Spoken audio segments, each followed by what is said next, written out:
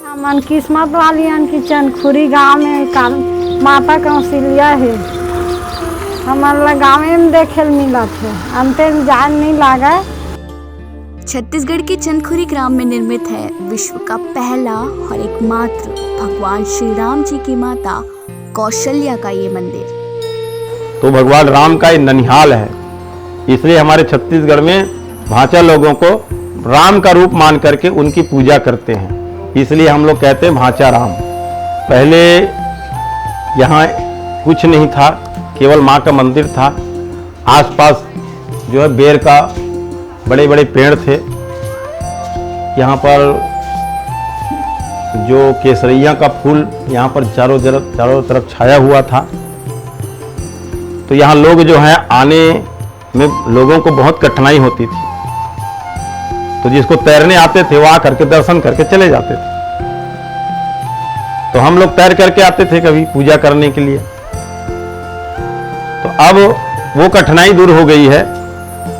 हमारे राज्य शासन छत्तीसगढ़ के द्वारा इनको राम वनगमन जो क्षेत्र हैं, पर्यटन क्षेत्र, उनसे जोड़ दिया गया है और यहाँ से राम वनगमन का जो कार्य है प्रारंभ हुआ और बहुत सारे यहाँ पर विकास का कार्य हो रहा है। पहले लोग जो है बड़ी कठिनाई से आते थे, लेकिन अब तो लोग जो है अब बड़े ही सुगम और सरलता से यहाँ आ जाते हैं और इतनी भीड़ होती है माता के दर्शन करने में, लोग बड़े प्रसन्न होकर के, बड़े खुश होकर के यहाँ से जाते हैं। हमारे पुराने इतिहासकार लोग जो बताते हैं उसी के अनुसार मैं आपको कौशल्या मंदिर के जो इतिहास है उनको मैं बताने जा रहा हूँ। मैं पंडित गणेश प्रसाद शर्मा, माँ कौशल्या मंदिर पुजारी। हम लोग यहाँ 3 पीढ़ी से माता की सेवा में रत हैं और माता की कृपा ऐसी है कि जो मनुष्य सच्ची श्रद्धा से, भक्ति से यहाँ आते हैं उसकी मनोकामना माता जो है अवश्य पूर्ण करते हैं। इतिहासकार कहते हैं कि ये पहले दक्षिण कौशल के अंतर्गत ये आता है और ये क्षेत्र जो है कौशलपुर के नाम से जाना जाता था। पहले त्रेता युग में इनका नाम था कौशलपुर। ये राजा भानुमंत की राजधानी है और भानुमंत के यहाँ माँ कौशल्या का जन्म हुआ, इसलिए इस क्षेत्र को माँ कौशल्या का, इस गांव को माँ कौशल्या का मायका माना जाता है और भगवान राम का ननिहाल इसको कहा जाता है। अब माता कौशल्या का जो विवाह है महाराज दशरथ के साथ हुआ अयोध्या के।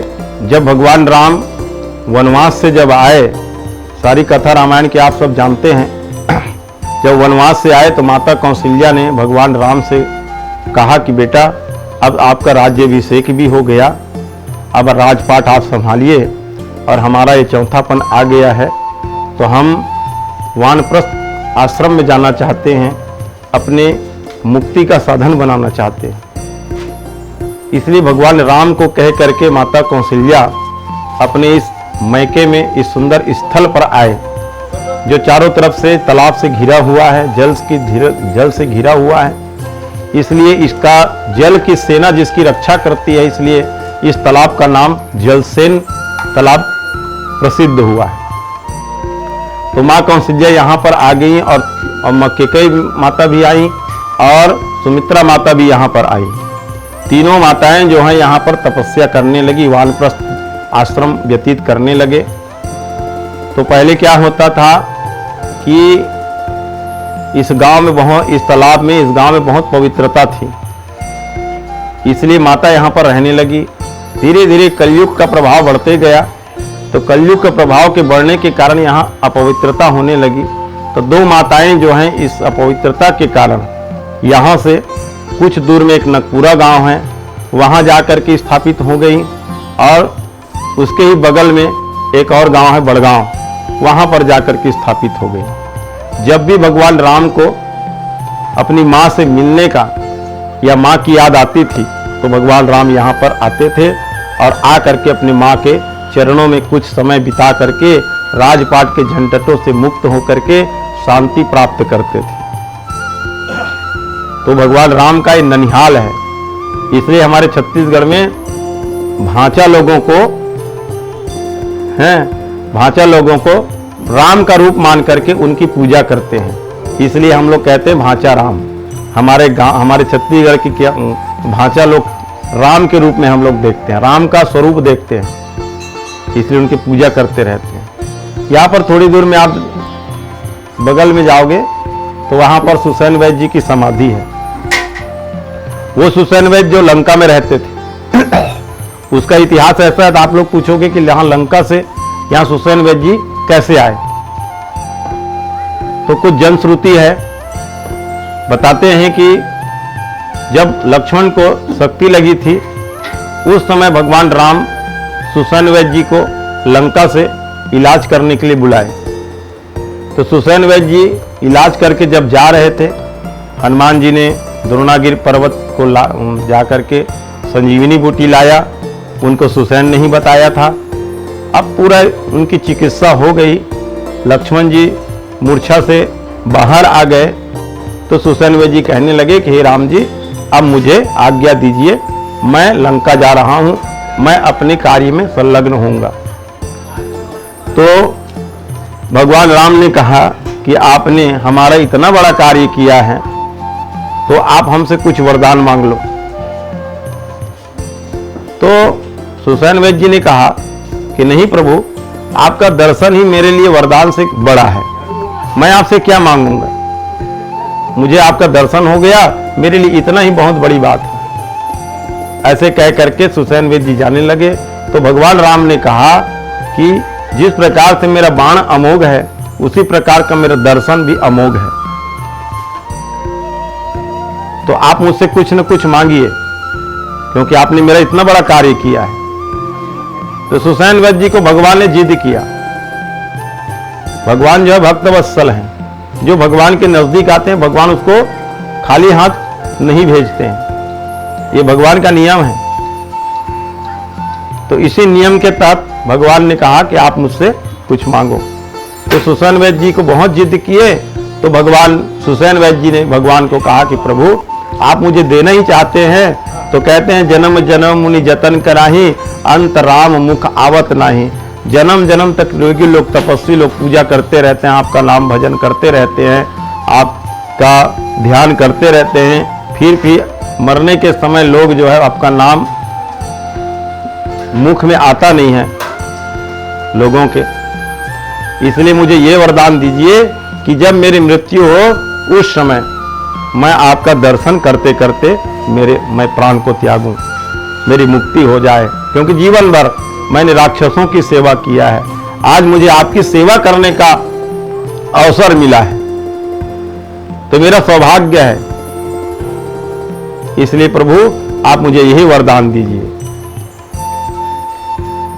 तो सुसैन वैद्य जी को भगवान ने तथास्तु कहा, वरदान दिया। तो कहते हैं कि जब सुसैन वैद्य जी के जब समय आया, तो वो तो त्रिकालदर्शी थे, वो भी आयुर्वेद के बहुत बड़े मर्मज्ञ थे, बहुत बड़े वैद्य थे। वो जान गया कि मेरी मृत्यु आ गई है, अब मेरे को जाना है। तो भगवान की कृपा से उनको वो बात स्मृति हुई जो भगवान ने उनको वरदान दिया था, और उसी वरदान स्वरूप वो अयोध्या आए। अयोध्या में देखा कि भगवान वहां नहीं है, अपनी मां से मिलने आए हैं। तो उन्होंने सोचा भगवान तो यहाँ नहीं है, मेरे को जहां भगवान है वहीं जाना है।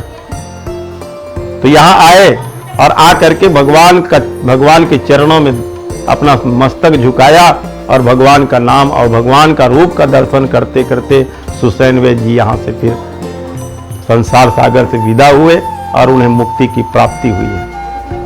तो फिर यहाँ पर उनकी समाधि बनी। पहले जमाने में क्या होता था, यहाँ पर बहुत सारे जड़ी बूटियां, यहाँ पर जड़ी बूटियां बहुत सारा रहते थे।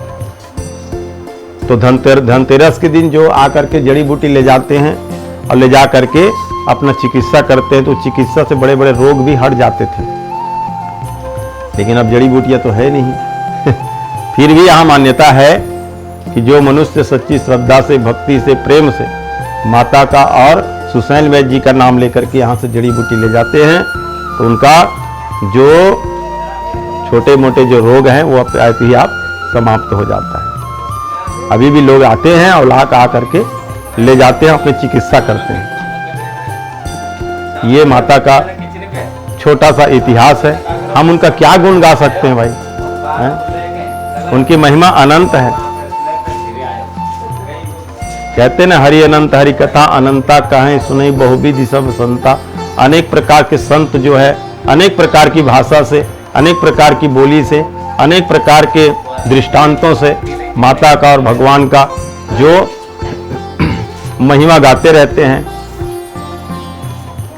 उनकी महिमा अनंत है, आप सब जानते हैं। अनेक वेदों पुराणों में उनकी महिमा अनंत रूप से कही गई है।